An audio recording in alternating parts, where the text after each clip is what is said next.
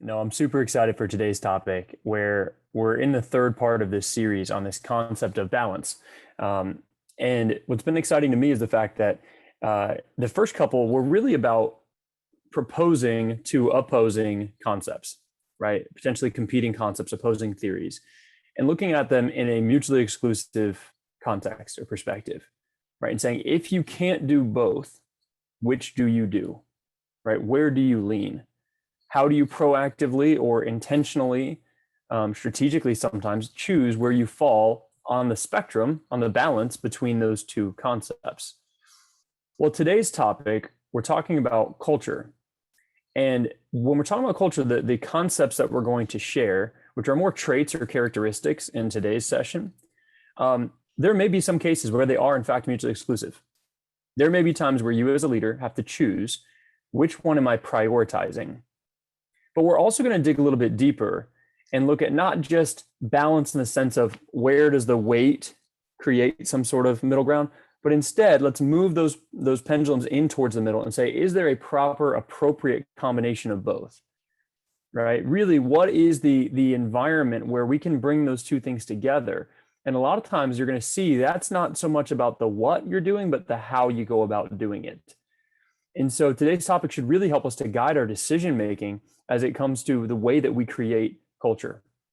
And so first, I want to start with a recap from our last session, just a little refresher. And I'd love to hear from anyone that has anything to share about maybe a way that you've been able to apply this or that you've been able to put it into practice. And so in session 2, we really focused on leadership individually, right? Someone's personal leadership. We talked about your leadership brand. We talked about how you make decisions, and we talked about planning and how each leader brings their own unique perspective to each of those topics. And so the first session, the first two concepts that we discussed, the balance between confidence and humility, right? And recognizing that as a leader, there are times where it's really important to match the moment, right? Where there's times where your team will need you to be confident. Your team will need you to lead with a level of clarity and bring that level of assurance into maybe a season of uncertainty, which so many have had in this past 15, 16 months, right? And so there's also going to be times, though, where you need to lead with humility, where it's okay to acknowledge, I don't have all the answers. I don't even know how to find the answers. I don't even know how to address the fact that I don't have humility, right? That's a sign of humility. And it's being willing to recognize, well, where do I naturally fall? Is it easier for you to lead with confidence, or is it easier for you to lead with humility? And is where you fall on that spectrum between the two, is that in fact the right place to be for your role and what your organization needs from you right now? Because that may change from time to time, right? The needs of an organization coming out of a pandemic are very different than the needs of a leader in an organization going into a pandemic, right? The seasonality, the changes, what you're going through. And so it's a way of recognizing, again, testing, starting with self-awareness, and then getting into recognizing, all right, let me be intentional about where I fall on this. Then we talked about the concept of long-term planning. And are you more of a, well, plan B distracts you from plan A, so I'm going to go all in on plan A. There is no plan B. I'm going to focus. I'm going to give it my all. I'm not going to hold back. This is the mountain we're going to take. No contingency, no scenario planning. We're going to get it. Or are you more of the hope for the best, but prepare for the worst, right? Recognizing that we're going to do our best to go for option A, but we're also going to be ready for anything that might come at us. We're going to be prepared for all scenarios. And recognizing, well, is your default tendency ultimately, again, what your organization needs right now, the opportunities that you have in front of you, with your market, with the way that your team is structured, with your current level of growth. And then finally, we talked about how we make decisions around, are you more of a trust your gut, intuition, passive pattern recognition we talked about, or are you more of numbers don't lie, right? Trust the data, not your gut. Your gut makes me nervous. I don't know what you ate for breakfast, right? We're going to lean on the numbers, the data that proves the case, right? So as we just quickly recap those three concepts, have any of those come back into your forefront of your mind this past month? Has there been anything that you've been able to kind of chew on or think through in a way that it might apply to your day-to-day?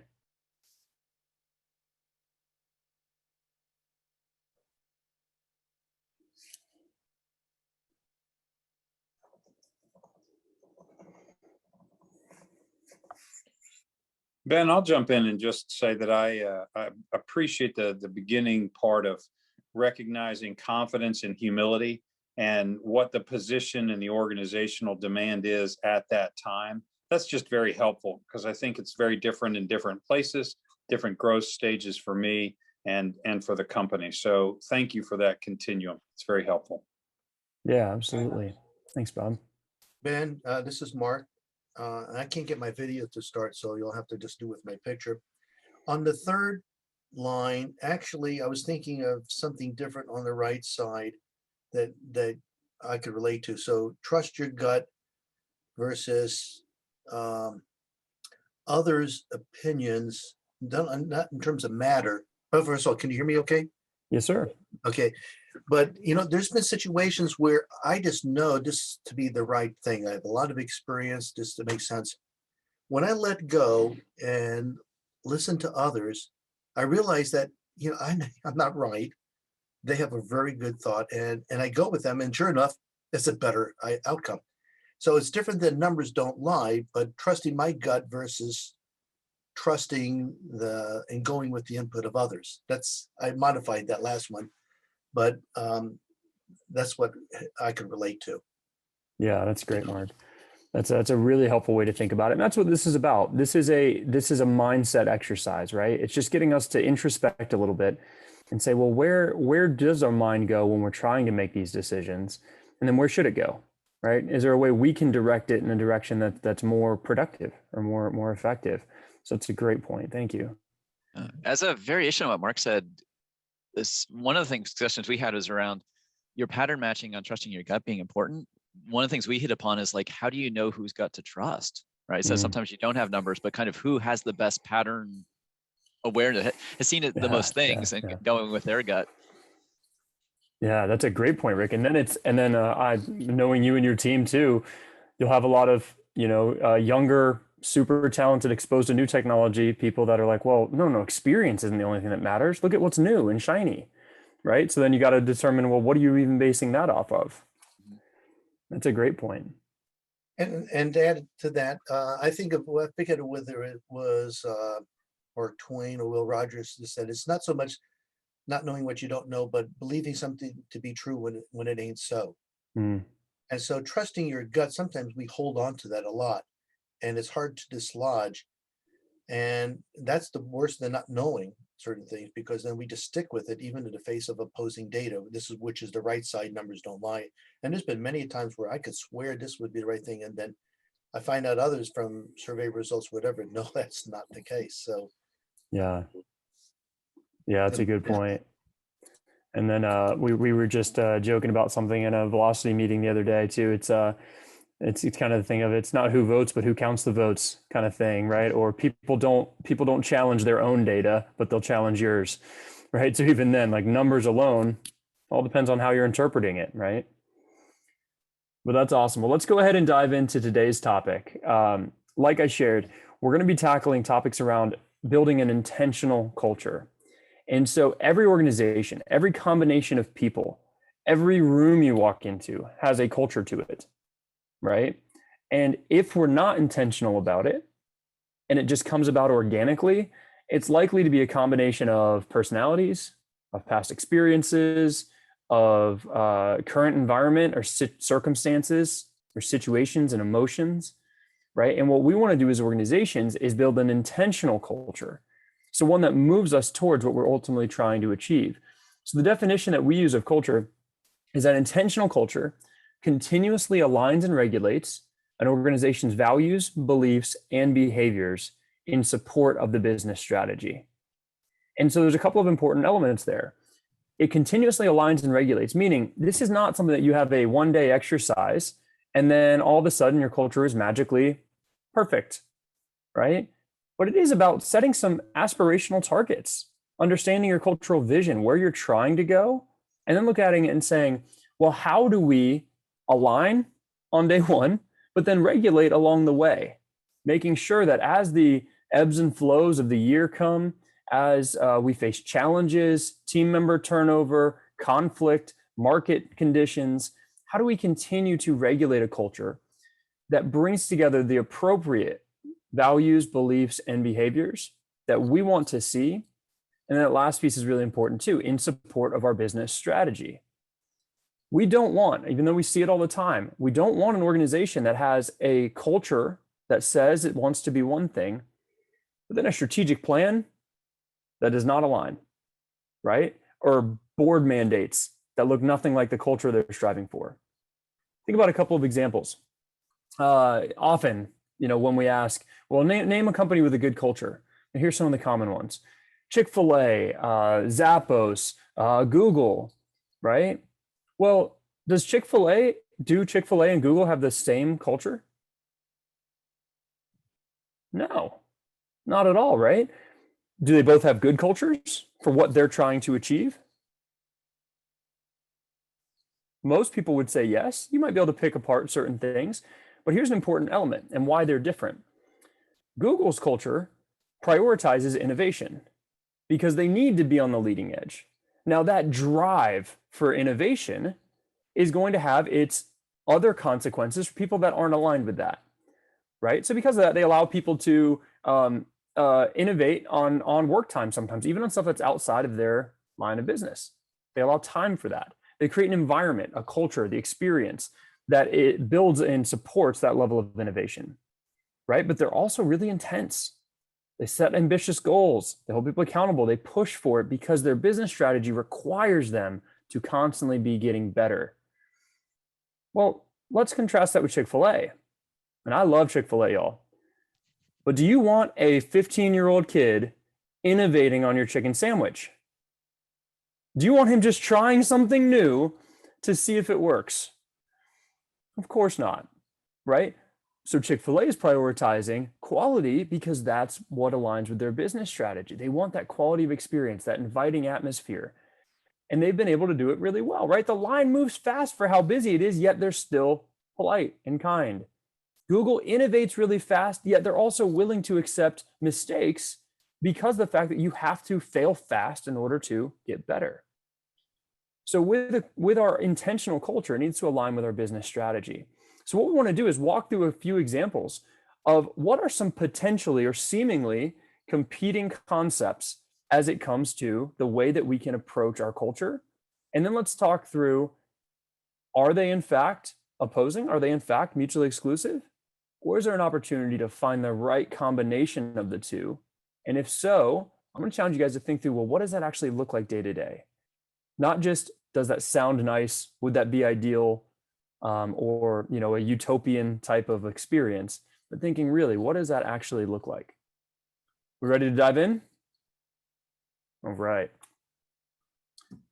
So the first one we're going to look at is a fun one. It's one of my favorites.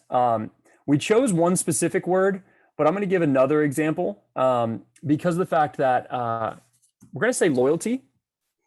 So employee loyalty, employer loyalty. But a lot of times what we see, and when this comes up in culture workshops, as we're doing a culture transformation journey with organizations, a lot of times what we end up seeing is the word family in culture. Anybody ever worked for a company or seen a company where family is one of the core values? Best of intentions, right? We want it to feel like a family. That's great. Family and loyalty, a lot of times, are very similar. But family can be a little tricky when it comes into business. So we'll talk about what that looks like. Because on the other end of that continuum could be performance. So what happens when loyalty and performance may in fact be at odds? Are you an organization where, again, your culture should support your business strategy?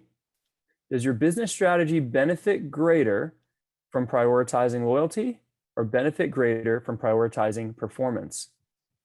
Something I like to think of in organizations like this are extremely mission-focused organizations. Every organization should have a mission, right? We know that that's part of your culture. That's what you're in pursuit of. That's what you're trying to accomplish. But sometimes helps bring it to the forefront. When you think about an organization where there's really a lot at stake, right? So let's think healthcare or a human service organization or military, law enforcement, right? Well, your perspective on those two topics may change, right? But then let's think about, well, short-term versus long-term, right? How do we build an enduring organization that achieves its mission, not just this quarter or not just this mission right in front of us, but the mission throughout the length of the company, right? Well, your opinion on those two may change. So a couple things I'd like for you to think about. Lauren's going to go ahead and throw in the chat box our kind of handout from today. And I'd love you to take a quick look at those two and just kind of plot out, where are you now? Okay, this can be your unique perspective, or it could be on behalf of your organization. I'll leave that up to you. I love when you share, maybe to distinguish between the two. But where are you now? And then where do you want to be, or where do you think you should be, is probably a better way to put it. So again, in support of the business strategy, in order to achieve the intentional culture that we need, where should you fall on that spectrum? Then we're also going to ask a couple of kind of discussion questions here too. So what are the benefits of each of these? What do the extremes look like? So if we overused either of those to the extreme, right? Any virtue carried to the extreme can become a vice. People die from droughts and floods, right? What do you do when your favorite, air quotes, or longest tenured team member underperforms for a prolonged period of time? Then on the flip side of that, what do you do when no one wants to work with your rock star employee? So go ahead and take a second. Just think about that continuum. Plot where you think you fall on that. Sorry, Ben, I'm getting it right now. No worries. So let's just talk through this. What are the benefits of each of those traits? What are the benefits of loyalty in a culture?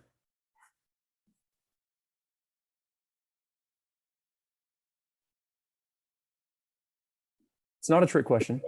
Less turnover. Less turnover. Yep.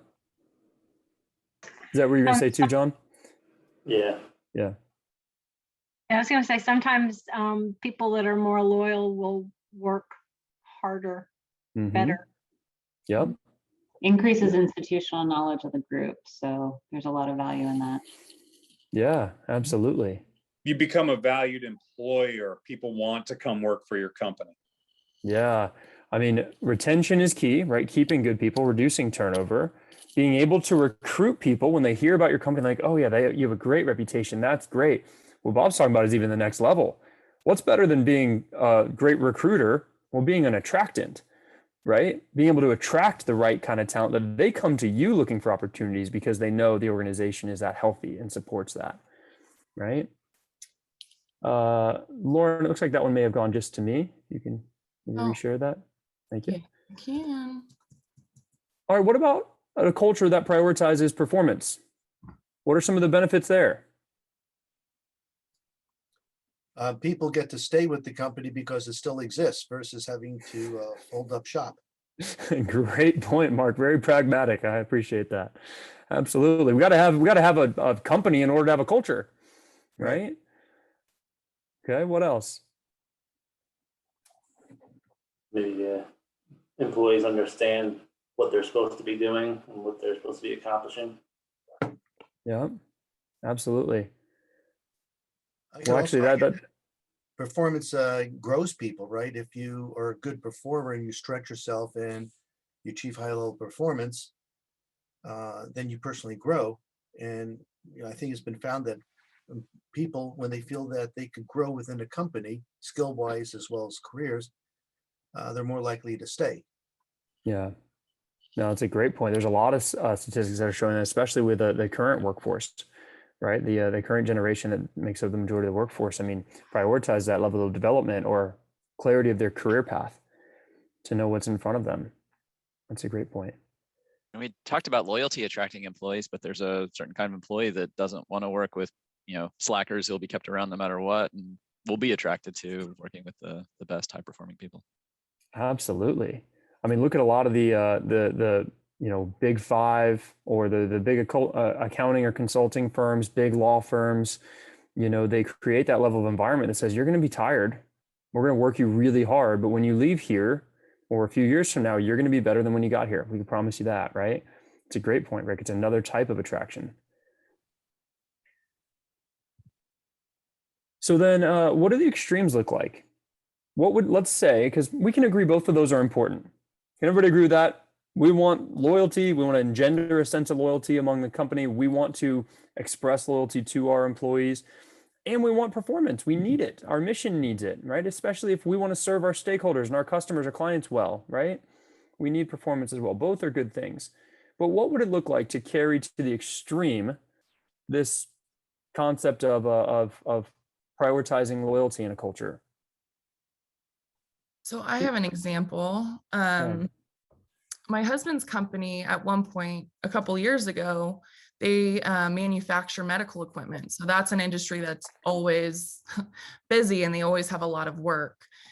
And there was a period of time in the machine shops where, because it's been a longstanding family-owned company, those who had been there from the beginning got a lot more leeway, and that was prioritized overall. And their performance was the lowest compared to other people in the shop. So until that was addressed and they made some leadership adjustments, performance overall was super low, and they were backed up a year in orders. So that's one extreme that comes to mind as far as loyalty. I've seen it a couple of times for sure. Yeah, that's a great point, Lauren. That is an example where the overuse of loyalty led to a reduction in performance, right? Someone that I know, Rick, you're very familiar with, Velocity is as well. Author researcher by the name of Cy Wakeman puts it this way. She says, engagement without accountability leads to entitlement. And I think that's such a profound look at that topic, right? We want people to be engaged. Loyalty means they're here, right? They're not going anywhere. They're connected to us, we're connected to them. But if there's not a sense of accountability, it can lead to entitlement. And entitlement's a really challenging thing in an organization. People end up feeling like they're untouchable. Performance suffers. You serve your clients worse or customers worse, right? That's a great example, Lauren. Anyone Ben, else? Yeah, Ben, I've seen leaders interpret loyalty as don't disagree with me, follow me. And they stamp out innovation or diverse opinions or whatever. So their interpretation of loyalty from a leader is agree with me. And I've seen those type of organizations where people don't like working for that. There's a different way of looking at the interpretation of loyalty, at least from a leader's perspective. I love your perspective on these things, Mark. Thank you for like kind of sharing a different light on it too. That's a great point, right? Even we think of the loyalty as the strength, but if it's carried to the extreme, it's not just more of that necessarily, meaning less of something else. It could mean that it takes on an unhealthy angle to it. So that's a great point. Kind of in that same line that Mark's speaking of is if you can't agree with your leadership, or if leadership doesn't allow that, then not only does the person not grow, but the company can start to fail because they get stuck in what they've always done because they're loyal to the brand, to what we've always done. This is it. We don't do anything else. We don't change. This is us. So the company doesn't grow. It's not just the people, but the company can fail. Yeah. We often talk about there's a difference between safety and comfort, right? And people should feel safe, physically safe, workplace safety, but also psychologically safe. But they shouldn't always feel comfortable, right? Comfort can stall growth or progress, right? So sometimes we do need to challenge the status quo, right? And rock the boat a little bit. It's a great point. What about on the performance side? What does it look like if we were to overuse the desire for performance in the organization? Could lose the company I work for is very people oriented. So you lose the people side, you lose the caring side, and it just becomes about the deliverable or about the production. And then that's going to impact the loyalty on the other side for a lot of people, because a lot of people, at least where I work, want more than just a 9 to 5. Let me just, they want to be a part of something bigger than just a deliverable. Yeah, great point. Can also be a culture suck because it obviously, if the only thing that matters is performance, then it can create an environment where there's no safety, there's no fun, there's no connection, there's no time for connection. So if you have a group of high performers who don't feel safe, they will eat each other. Yeah. Yeah. Or if you have a hard charging leader, right? The best cultures we often say are top down and bottom up, right? We need buy-in and engagement, contributions, involvement from all levels, but it's ultimately the tone, the direction, the vision is going to be set by the senior leadership team, right? They're going to have the most influence over the way that that culture is played out. And if you have, hard charging leaders that prioritize performance and outcomes and results, and at all costs, right? You might say, let's go take that mountain. When you get to the mountain and you're the only one left standing, and there's a trail of tired or wounded bodies behind you, is that really a win? Did you really take the mountain? So it's definitely we could see how the extremes of each of those could play out. So let me ask you, where do you naturally fall on the continuum between these two? Where's your default tendency?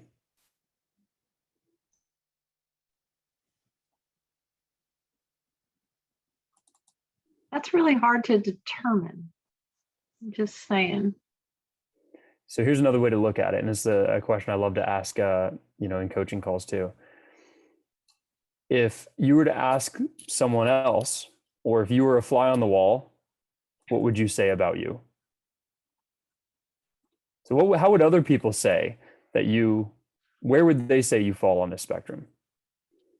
Oh, well, that one's easy. They would say for me, I'm more towards performance, but Okay. inside I'm deeply loyal. So Mhm. but they don't necessarily see that. Yeah. To add to that, I feel like it also depends on the situation or environment.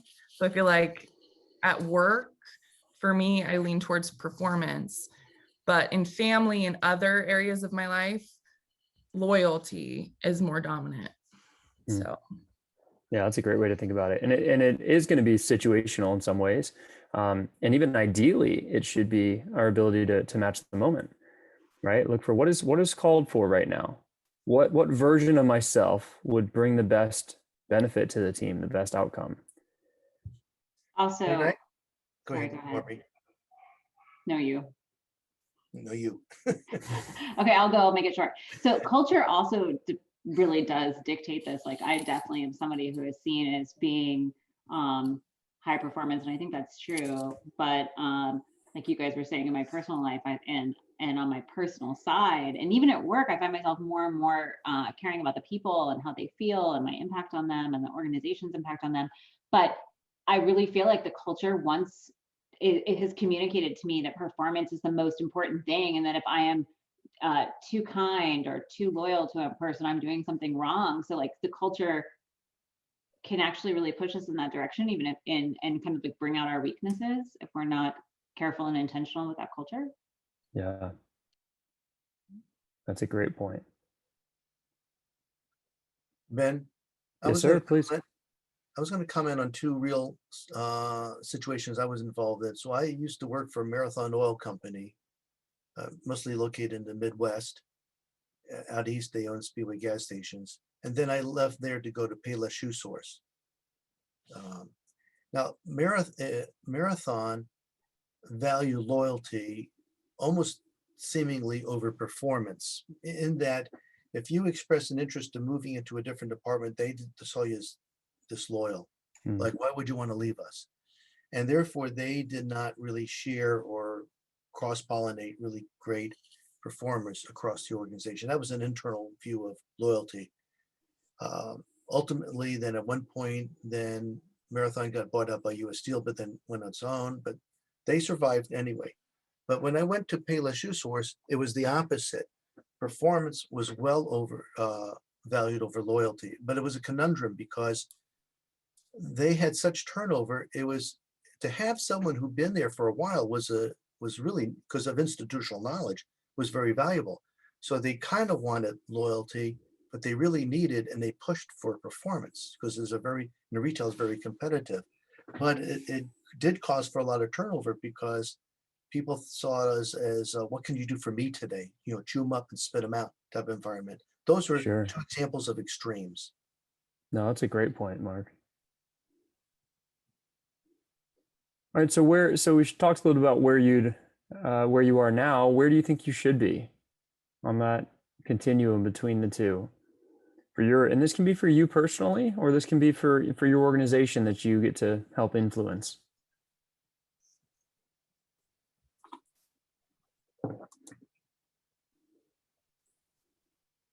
Anyone want to share? I think my personal perspective, I feel like I'm pretty close to the middle. I just, I've worked at some smaller, family type businesses and some other bigger companies. I think I see the value of, both, ends of the spectrum that we're talking about. But when it's for my current job, I think we've been trying to shift the culture a little bit more towards performance. It's another smaller family-owned business,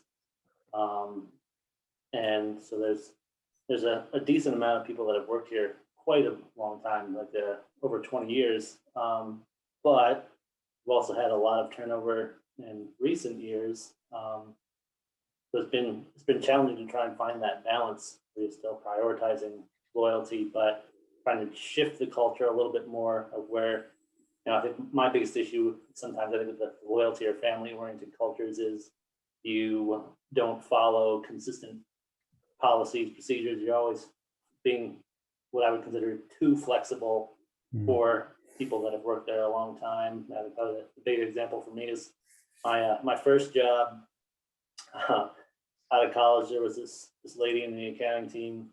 She'd worked at that company her entire career. I got laid off during the recession and ended up going back to that company a little bit later in my career. And when I came back, I was put in a position where I was her supervisor.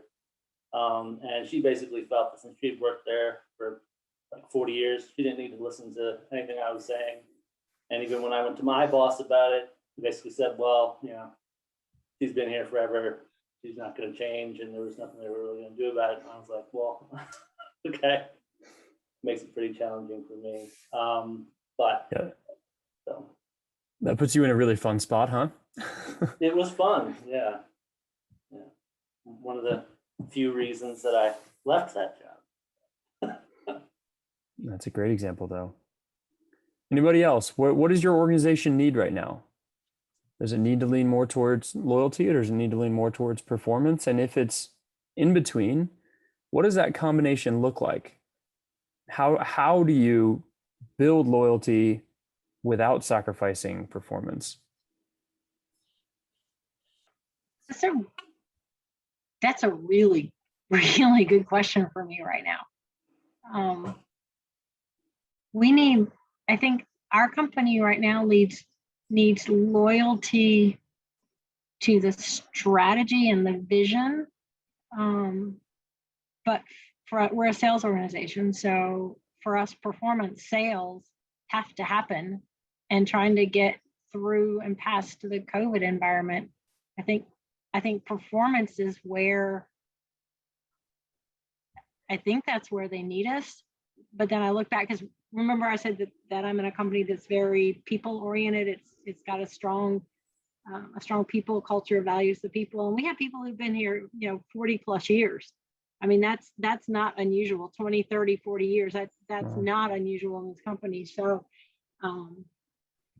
I don't think those two things come at the expense of the loyalty to the company, but it's not loyalty to the always, it's loyalty to the new vision and the new strategy and how we're going to move forward post COVID.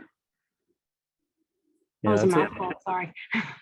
No, that's a great distinction. It's kind of like what Mark was saying earlier too, right? Is our loyalty built on trust, or is it built on predictability? Right? Is it loyalty in the sense of complacency or comfort, or is it built on, no, we're in this together, let's go accomplish the mission? Right? I think that's an important distinction. It's a great example. Well, I feel like we could probably talk about this one specifically forever, but I do want to just hit on our other two, but I'd love to get any other inputs on that specific topic. It sounds like, yeah, please, Aubrey. I'm just question. So is it possible to balance those by being loyal to high performers and having like an aligned vision, or is that I'm missing something? It can't be that simple. What would that look like, do you think? I don't know. Like, why is that not the answer? Why do you not just determine who your high performing and high return staff are, and then build a culture where you're aligning towards that vision and being loyal to them and rewarding them for loyalty to you and their performance? So let me ask a follow-up question, or maybe play devil's advocate and give a scenario just for the group's input. Let's say over the past 15 months, many of you probably had direct reports that had all of a sudden were now homeschooling their children while working full-time, right? Let's say they were a high performer going into COVID and that had a massive toll on them. Or let's say they lost a loved one, the isolation got to them, performance dropped, and let's say their performance struggled, but they were a high performer. Now they're not, right? In this moment, they're not performing well. How long do we allow that to go? Let's assume like you're coaching them, you're trying to provide resources, you're trying to support them. How long do you allow that to go before it impacts the organization's ability to achieve its mission? Anyone have, and I'm not looking for exact timeline, but how do you think through those type of scenarios? Because if we're only loyal to our high performers, that person's not a high performer anymore, right? So what's the grace period, so to speak? Or if, yeah.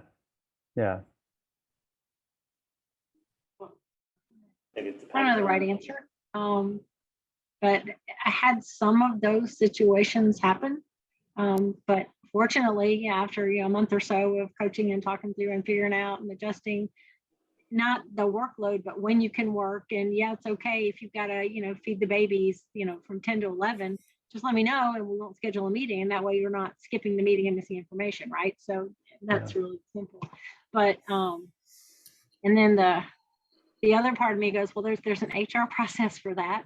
So if you're not performing and we're doing the performance management meetings like we're supposed to, and I am trying to be loyal to you as a person, and you're just not getting better, then we go into the HR non-performance process, which I've done and I don't like, just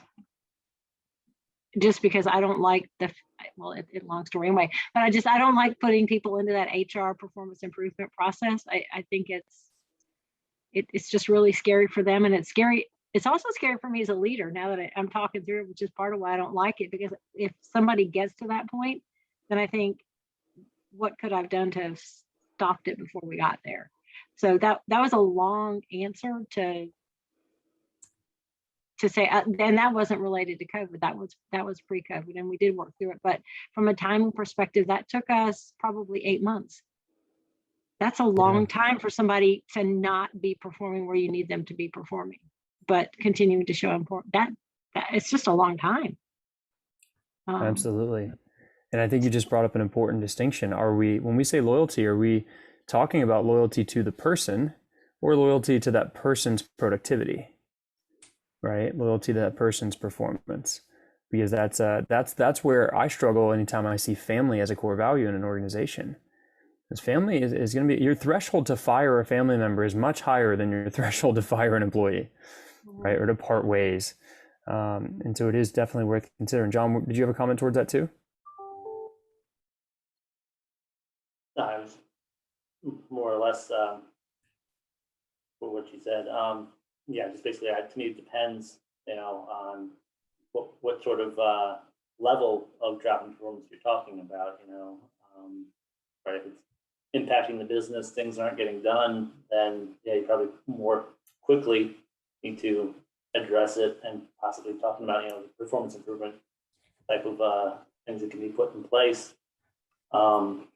Versus like this is somebody who is just before I used to work 60, 70 hours a week. And right now, it's COVID, right? I'm taking care of my kids, so I can only work, 40 hours a week, but everything's still getting done. It's I don't know, it's hard to say how you really hold that person to that high level of performance that they were at before or not.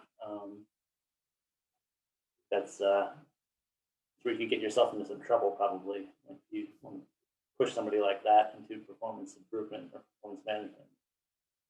Yeah.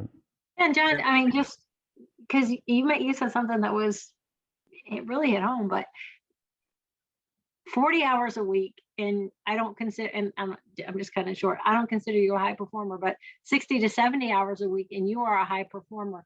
But the question is, how long can you sustain that at 60, 70 hours a week? I mean, some of us do that and we go a long time, but at some point you got to step back and take a little bit of a break, or you're gonna start to fail without a break. Yeah, a burnout.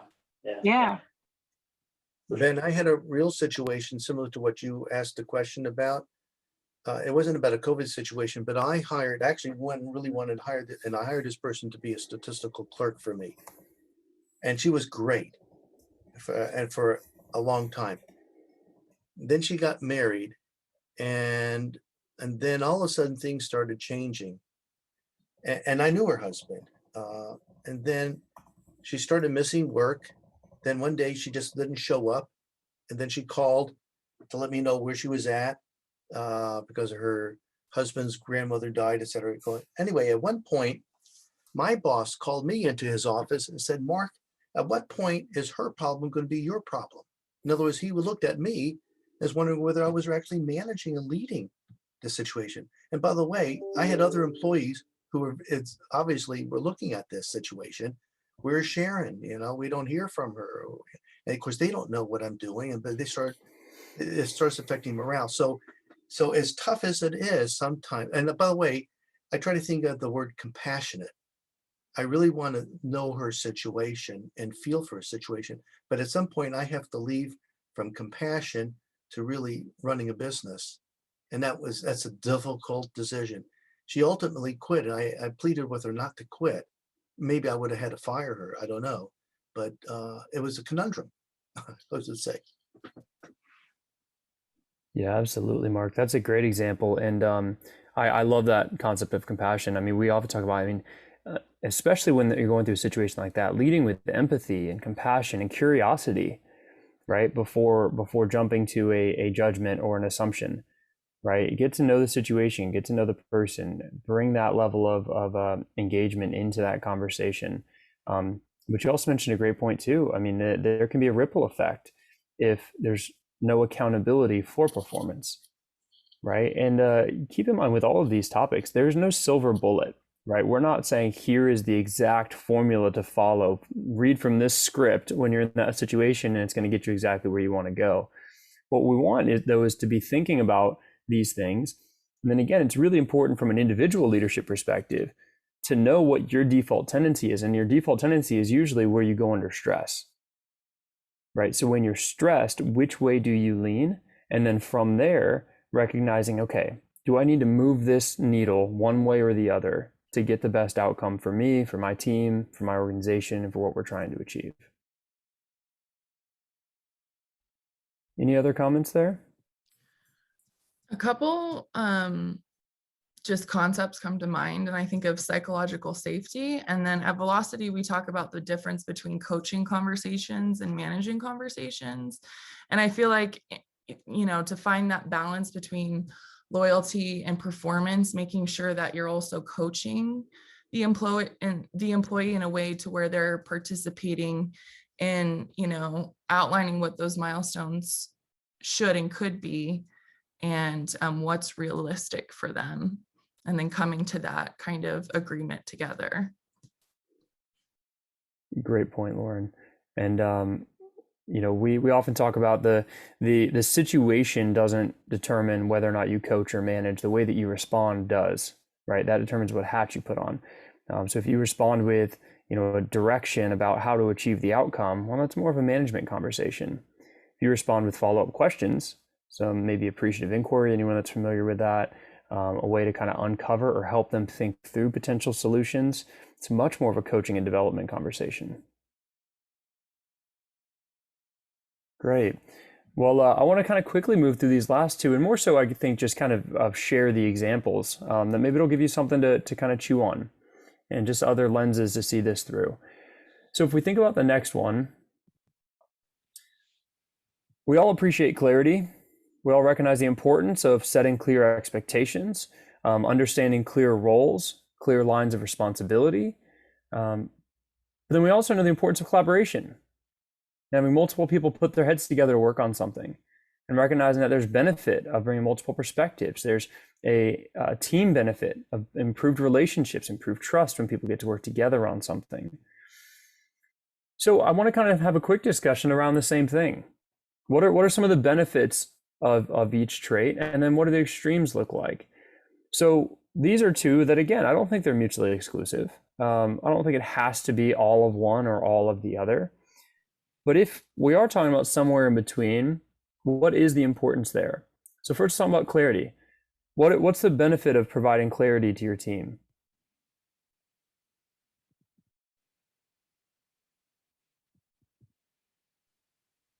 They know the end goal. They know the end zone, where they're going, what they're trying to achieve.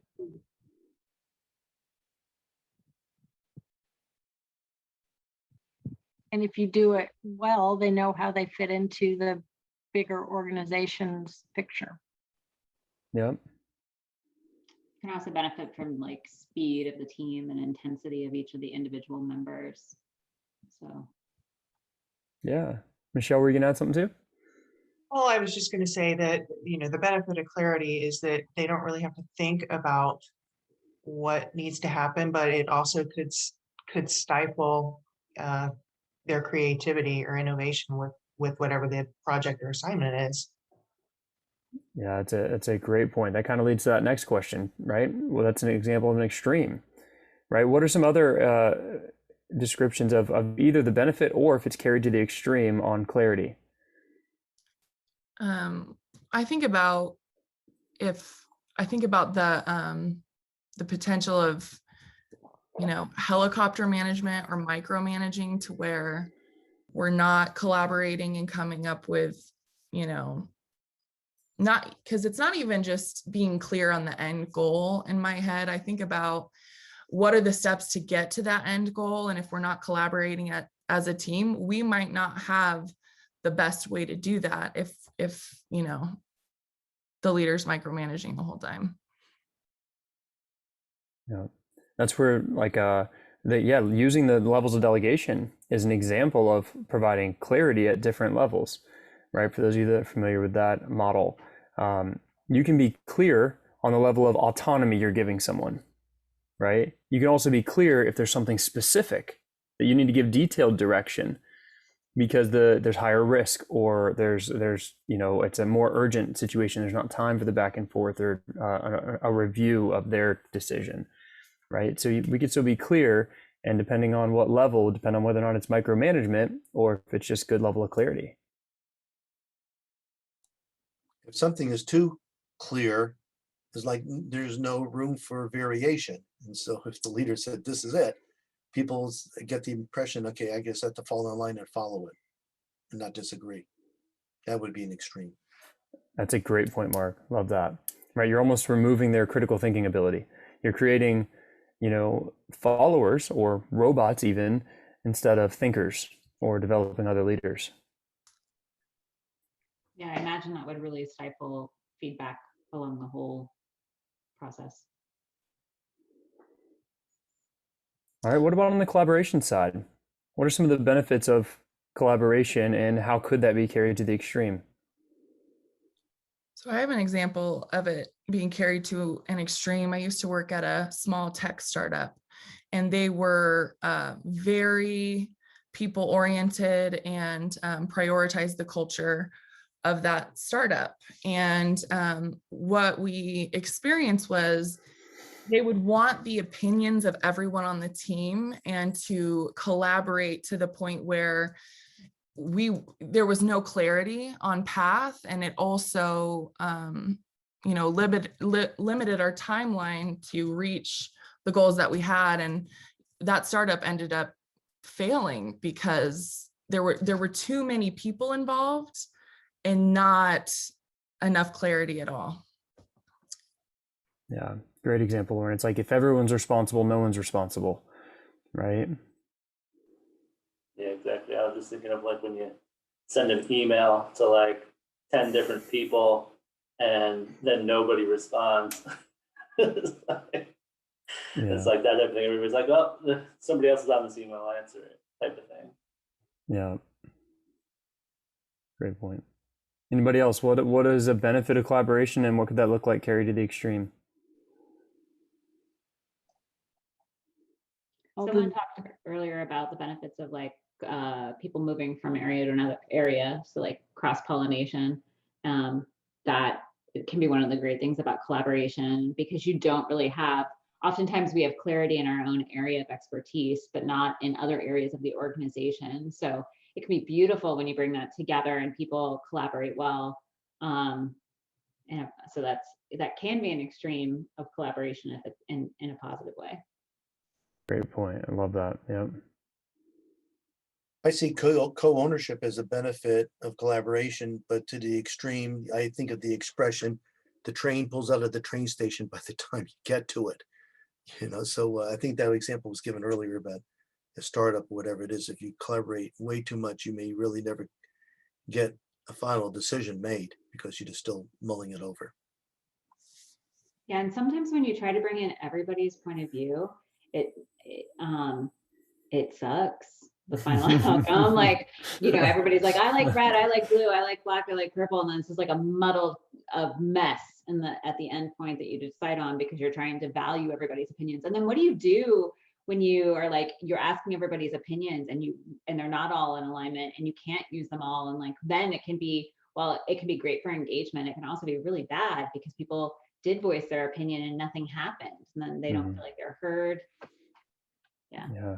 No, that's a great point. We do this exercise called a teaming agreement, where we work with the leadership team to create kind of their rules of behavior, their operating principles, the way they're going to conduct themselves as a leadership team. And one of my favorites to try to recommend that they include is basically like we strive for commitment over consensus. Meaning that like we're going to create an opportunity for people to present their ideas, to discuss, to talk through whenever possible. But at the end of the day, consensus is not always our goal. We don't need to convince you that it's the right thing to do, but we do need to know that you're going to commit, right? That you're going to be able to be willing to get on board, whether it was your idea or not, because once the team decides, then that's when we, can move forward. And the overuse of collaboration can lead to kind of that circling an issue because you can't get everybody to perfectly agree. And it can be inefficient, right? It can take extra time. There's too many people, who you're consulting on it rather than being willing to make a decision and move forward. So in the interest of time, where do you fall on that spectrum, on that continuum? Do you lean more towards clarity or more towards collaboration? And which way do you think you should move?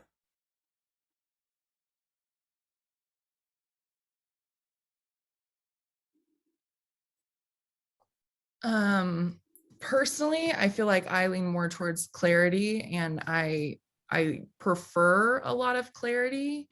But and previously I worked very autonomously, and I've been self-employed in the past. And so coming into an environment where more collaboration is one, valued, I think it's just something that I'm getting used to, is asking for help or asking for more clarity when I need it. So shifting in that direction is kind of where I'd like to go. Yeah, that's great, Lauren. You hide it well because you seem like a great collaborator. I am, but we lean to one more than the other. That's what you say. That's right. That's right. And I think I lean to clarity. But I value collaboration because I see, when I get my team together to collaborate, I see the great things that come out of it. But then I have to go back and put on my management hat and go, okay, well, with these great ideas, which ones and figure out a way to get to where we need to be. So I think I might be in the right place, but I know I have to work to actively collaborate. I just have to keep that in the front of my mind and not go, no, we're going to make it pink and that's what it's going to be. So. Yeah, and that's what it's all about, right? Recognizing that even if you're in that right area, it's just being intentional and purposeful about why that balance looks the way it does. So I want to be sensitive of everybody's time. I'll just kind of share the last example. The other one that we were going to discuss was a combination being visionary versus grounded, right? Visionary leadership would, set high, lofty, big, ambitious goals and go for them. Would be, blue sky opportunities and brainstorming. But if you err to the extreme, your team can feel like there's no path, right? Or you're bouncing from thing to thing. You end up with shiny object syndrome. On the other hand, being super grounded gives people predictability and security in their role. There's usually strong execution, but the overuse of that could limit growth or innovation, which may actually hurt the business and stifle opportunities in the long run too. So just something to think about there. And then the last thing I'll end you with too is I encourage you to think about what's one thing you can do to move in the right direction. What's one thing you can do to keep yourself to help bring your team in on this exercise as well, to think through how are we being intentional about the culture that we're creating. And cultures aren't just created in a meeting, they're created each and every decision, each and every email, each and every piece of communication. So keep that in mind. And how accurate is your view of your culture, right? Or have you ever wondered what your team actually thinks, right? Is your perspective the same as theirs? We'd love to work with you on an engagement survey or what we call a culture roadmap workshop as an opportunity to help you to be intentional, to build actually a plan to bring that into fruition. And then finally, our next workshop is with Yvette Costa, one of our stellar team members. It's going to be July 7th at 11 a.m. Make work easier and expanding your how. And she's an expert on a lot of different topics, but she's going to bring together a really cool discussion around how to kind of manage all of these challenging realities that we're facing today. So if you're able to join us, make sure you sign up for that one on July 7th. And as always, feel free to reach out. We'd love to hear any feedback that you have on this series. If there's anything we can do to make it more interactive, more enjoyable, more helpful for you. Or if you have topics or recommendations for something we can cover in the future, we'd love to help. So thank you everybody for joining us, and we'll see you soon.